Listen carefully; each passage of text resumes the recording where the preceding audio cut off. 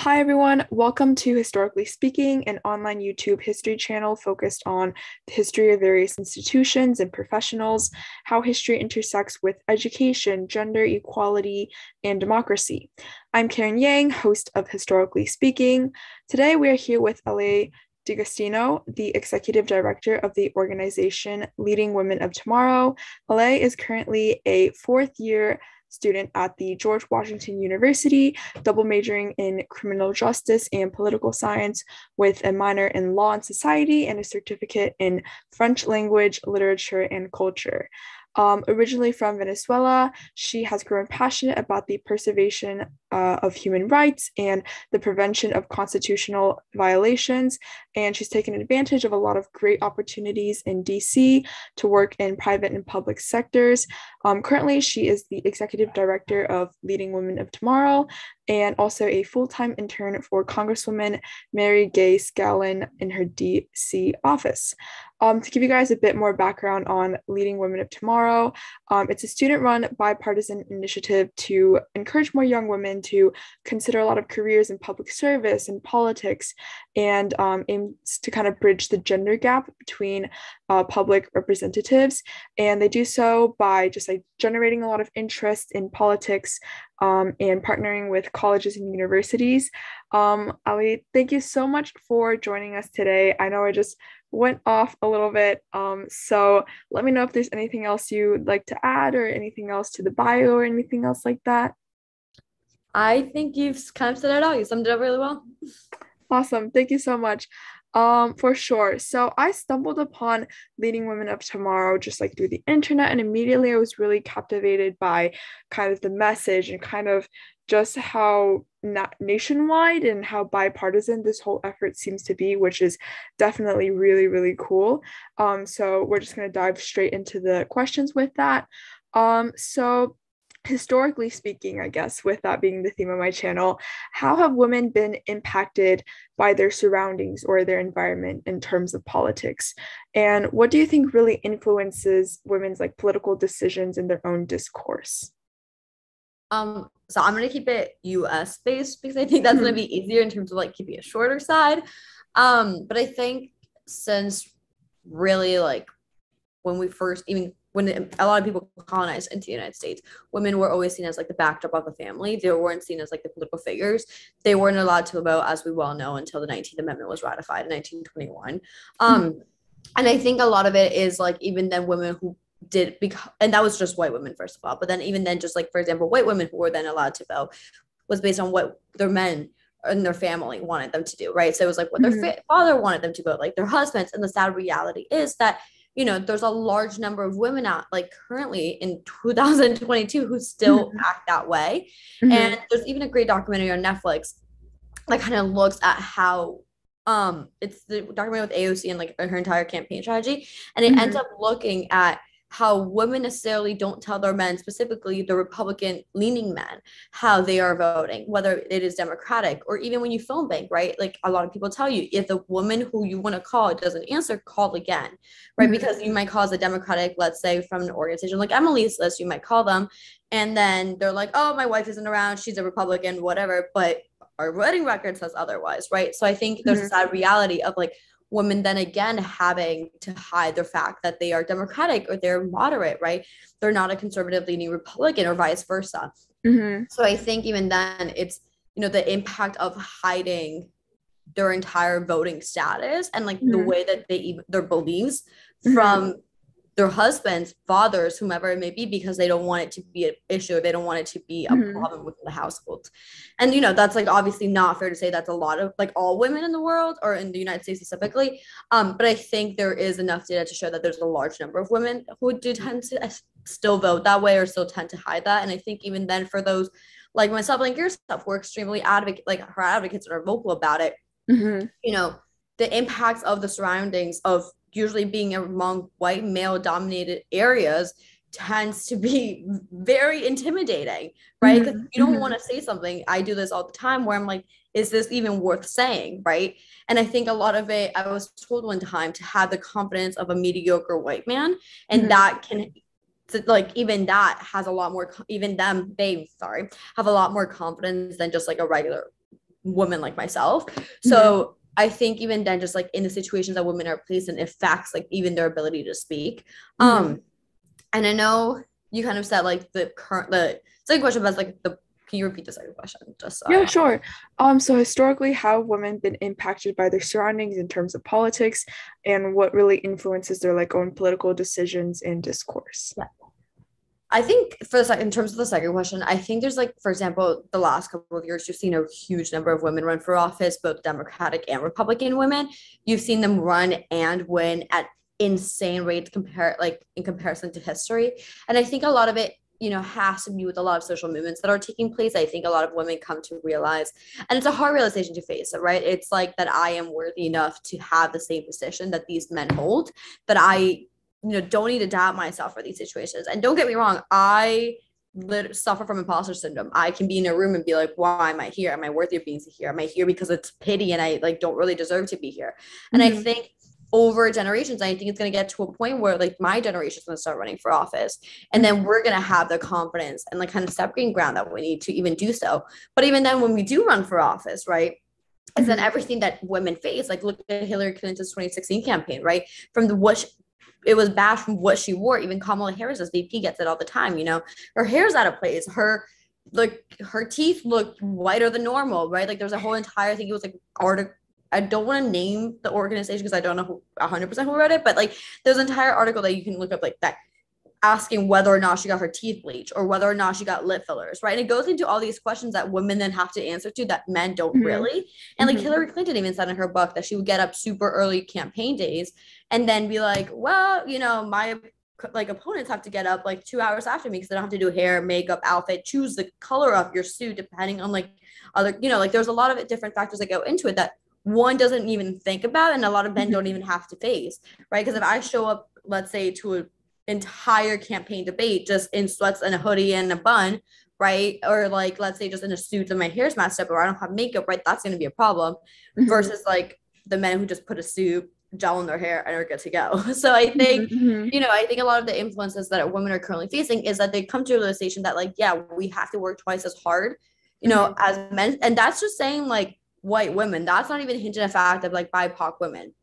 And so I think it then goes into the fact that like women within themselves have to already work harder than men. And I think it's coming to that realization of then like, I am good enough for this. I am worthy of this. Like, for example, Cori Bush, she went from an activist, she was a nurse, and then now she's an elected representative. So I think it kind of comes to show that there's not also a direct path of going into office. Like you don't have to be for example, more specifically, you don't have to be like Ivy League. You don't have to have a JD. You don't have to be like master's degree, right? Like you can just have the passion, the desire to help your community, and that can actually get you further. And I think that's what a lot of women, even currently, are kind of coming to the realization. For sure. Sorry, that was a long-winded answer. No. I definitely think you touched on a lot of really, really important points. Just like the double standard that is far too common, like that even extends beyond this like political sphere and into basically every aspect of our lives and our just like all these different careers all pretty much have to face the same exact thing with also both struggling with this like kind of need to fit in or this like drive to prove yourself while also simultaneously kind of engaging in this other sphere where no matter what you do, it seems like you have this extra barrier that you need to cross. And it's like a barrier within yourself and a barrier that outside forces will ultimately put onto you. And just like struggling through that definitely takes a lot of work. And I also really like this idea that you touched upon with that politics doesn't necessarily need to be a very straightforward path. Like a lot of students my age right now are still trying to figure out like, hey, what do I want to do? And just like how does that even work? And oh, maybe I want to pursue a political career, and that if that means I have to be a lawyer or pursue like a law degree, so be it.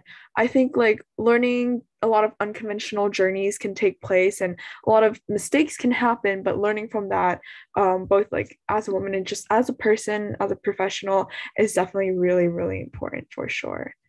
Um, I think like the second question kind of touches upon what we built on in the first one, as in like what kinds of discriminations did women historically face in the political world, and what do these discriminations like look like today, or have they been eliminated, kind of. there's a lot of institutionalized discrimination to For be sure. specifically like focusing on women. I think obviously kind of what I hinted at, like discussed before, was one of the big factors is like there's an entire idea behind the clothing women wear, right? Or even the fact if you're a mother, right? For example, if you're a mother, then how your child acts, how your child, if your child has a criminal record, if your child dropped out of high school, if your child failed a grade, failed, like even let's say hypothetically to the extreme, failed an exam and somehow someone found out that he failed an exam or she failed an exam, it then that gets critiqued, that your value as a candidate for political office or your value as a candidate as a staffer, right, is then questioned because your child made a mistake or your something happened, right? And like then that goes into question, if you're a mother, does that mean you're going to spend less time at home and more like time at work? And I think, for example, Jenny Erst, who was a Republican candidate, she did her entire campaign.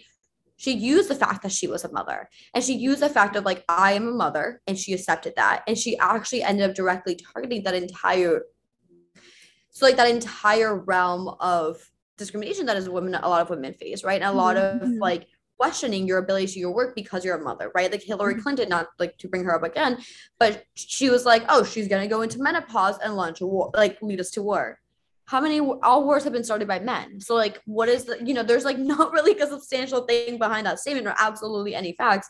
And even the facts that there are come to show that women are more likely to then actually appease situations in comparison to men. Like women are more likely to be like, hear each other out and come to a common ground and fix the problem. So I think, even then it kind of goes into the idea that women should, like, because we experience different things in comparison to men, that we are not fit for that situation. Like women have their periods, they're going to be more moody, they're going to lead us to war, they're like they're going to get into a cat fight, right? Like it's stuff like that it's more like the locker room talk that actually ends up being contenders in dying campaigns, and it ends up being questions of an individual's candidacy and ability to be a candidate. Kind of like, again, a lot of like a really big thing also that was done was like obviously voting how their fathers and like husbands want them to, right? Like that is a giant discrimination that they face because they're even the fear of voting how they want to like vote essentially. And that's only saying like that's looking at white women, like looking at Hispanic women. Like I'm originally from Venezuela, right? And the idea of me being involved in the political world, my family is very accepting of it, but I think it's more because of the fact that we are more within like the 21st century. Whereas like my grandparents and like I would have seen my great grandparents would have been more of like shunned by the idea of like the question's always like, oh, do you have a partner, do you want kids, like and then if I say I don't want kids, like why don't you want kids, like it leads into all these questions that then determine my ability to do my job. And right, like I'm literally going to use a personal example. One time my grandfather was like, well, I want to go to law school, I want to go to law school, I'm aspiring to, and if I go to law school, if I have a job, and if I run for office, he asked me how I was able to have time for kids, like where was that in my plan? And I looked at him in the face and I was like, that is not in my plan, right? My plan is to get, sucks to say it, but my career first. I've worked so hard for it, right? And I think it's even then this, and it kind of ties the social discrimination that women face to the political discrimination that women face, right? Because like societally too, women are seen as like the caregivers. Even look at where women are more likely to work, right? Like women are more likely to work at home jobs, whether that be as like caregivers, healthcare providers, like nurses. Even then, women, data from the pandemic shows that women who were in these jobs actually were most likely fired. December 2019, 100% of job losses were by women, and these were fields that women were predominantly supportive of. So I think kind of there's a lot of bias and there's a lot of institutionalized and even implicit bias, implicit bias that a lot of people don't realize that they have it. And it's just like microaggressions that they can make to women, or like minor comments like, oh, like, is it like, oh, I'm cranky today, so like, is it your time of month? Like, no, you're just on my nerves. Like, I don't know what you want me to tell you, right? Like, it doesn't have to be another reason. Whereas a man is cranky or like upset about something, it's not questioned. It's just like, everybody back off, right? So I think there's a lot of what women face, and I think there's enough that has also been eliminated, kind of answering more your question in terms of the idea that women now are able to vote. Women are competent enough, are smart enough now to vote. Women are smart enough to go to school. women are smart enough to be in a STEM field, which is still underrepresented by women. So I Mm-hmm. think even then it goes into the idea of like, women are having to prove that they are good enough for something For where it's sure. not entirely always decided to believe that they are worthy of it. Like Mm-hmm. they're just born good. Mm-hmm. Or even the fact that women have to take courses or learn to be a leader where men are born as leaders. And I think that one really gets me upset because it's kind of like, why as a woman do I need to try hard to be a leader and get your respect, whereas a man doesn't? So I Mm-hmm. think it's stuff like that. And that's a very loaded question that I can't have like one direct answer to, because I think there's a lot within society that kind of More compacts nuance. that. Mm-hmm. Yeah, I think like a lot of these things kind of stem from the idea of like women's identities as both like trying to struggle or trying to balance being a mother or kind of balancing the future possibilities of that, whether or not they actually want that future for themselves or not. And also while working as a full-time politician or just like working within any other field, a lot of these ideas I feel like have to do with these two identities really clashing with each other.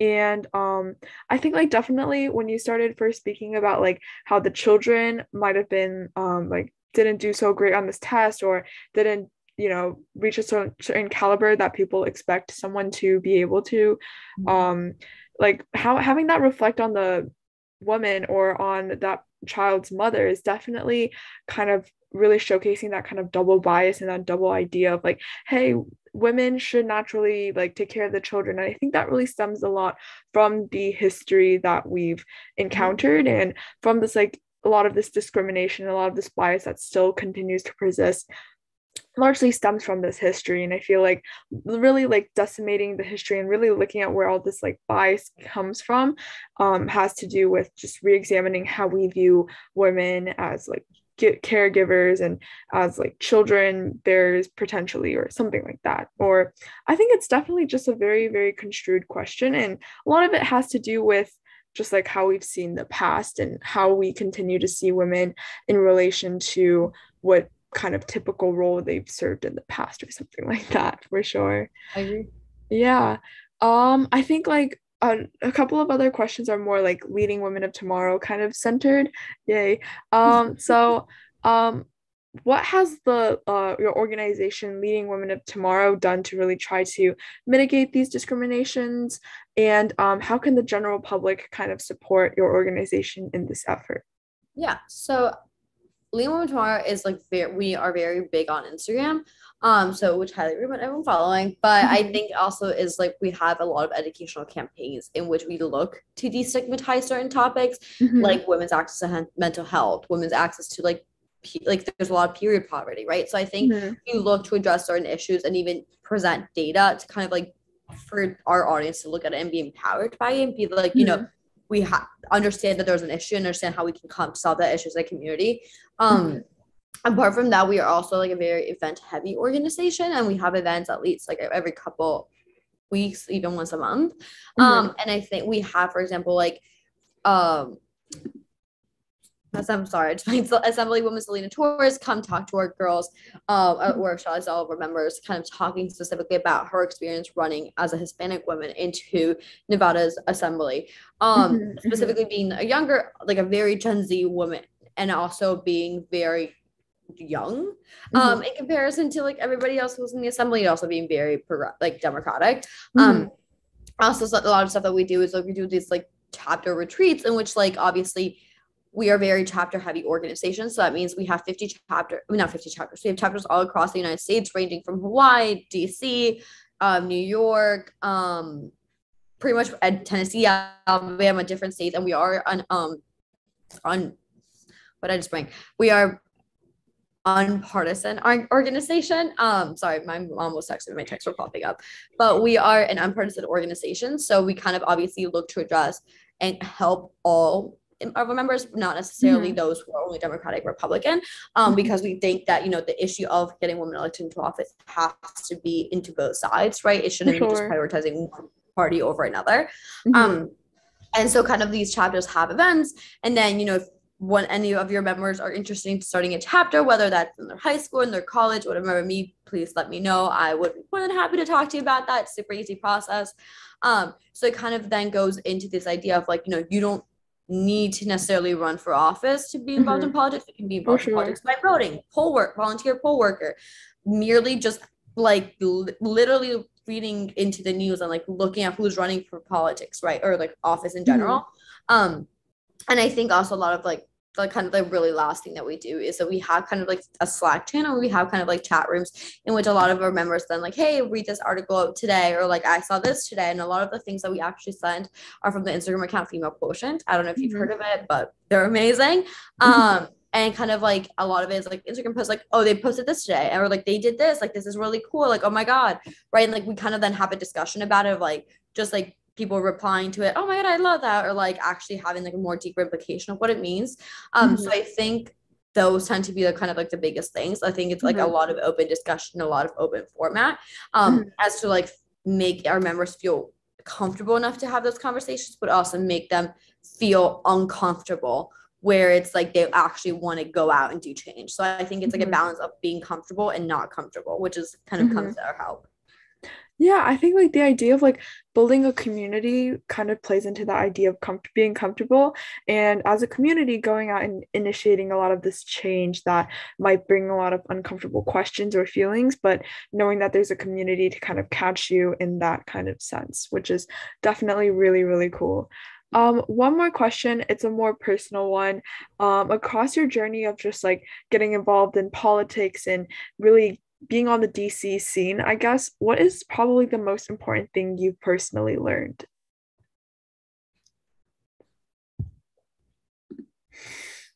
That's hard. Okay. So I have had the ability, this is so weird to say because I literally realized this morning, but every single one of my supervisors has been a woman. And I think having that point of contact of it being like a somebody who you are looking up to and who are you like they are addressing you and helping you, I think that comes to be really important because they kind of help guide you into that situation of like being uncomfortable in a room full of men who as an intern don't really care about what you're saying, or even when you're like advocating for a certain policy, they don't see you as young and don't care. So I think a lot of it is having that mentor figure, whether that's like temporarily or like long term, whomever, like that's more like, okay, I have both, have had both. So I think kind of important is like find that person who you aspire, who you can be your point of reference to and you feel comfortable around to have those conversations, like uncomfortable conversations with, in terms of like, I've been spoken over, can't even count how many times, right? My ideas were ignored and another person said them, right? Maybe he was in a higher position than I was. Maybe it was because he was a man, right? But he said the same thing that just came out of my mouth and his were taken. And me, obviously, not getting any recognition. But it's then going to that supervisor and being like, hey, this happened. How do I deal with it? Right. And then kind of getting their experience and getting their perspective into it.